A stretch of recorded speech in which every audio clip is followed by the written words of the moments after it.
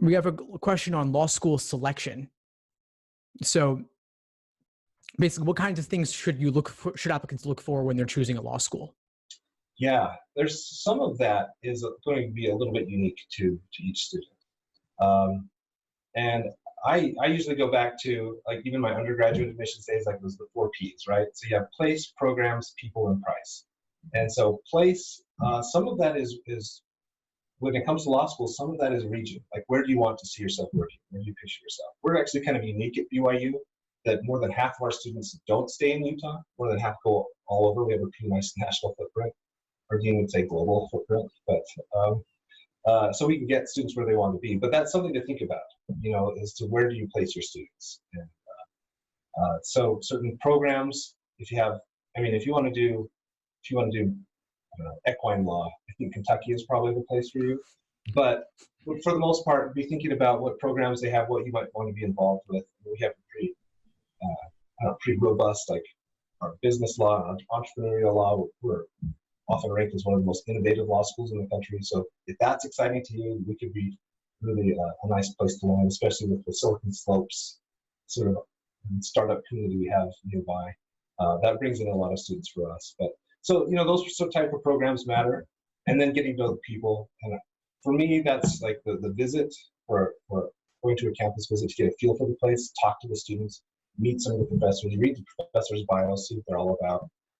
For me, that's a big piece of the puzzle, is finding a place where you feel comfortable, where you feel confident that you can be successful, and just, law school is wherever you go, it's typically pretty stressful. So you just go to the place where you feel like you're going to get the support you need. And that's going to look a little bit different for different people. And so I think those are good questions to ask. And then, of course, price. I mentioned we're pretty fortunate that we have pretty great value.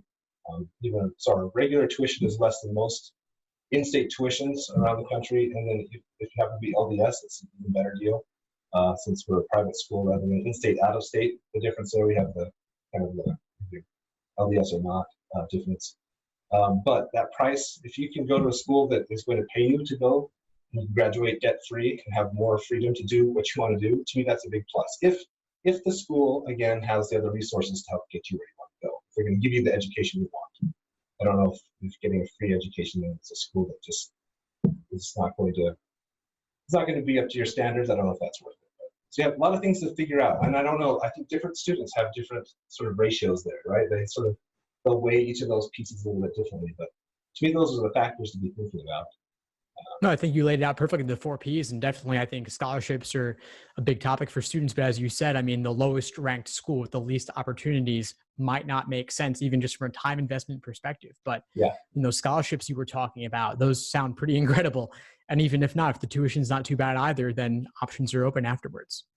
Thanks for tuning into the show. Please subscribe if you haven't done so already to be notified of new episodes as I release them. And feel free to reach out if you need anything at all as you move forward with your prep. I'm happy to help however I can. In the meantime, I'll wish you all the best and take care.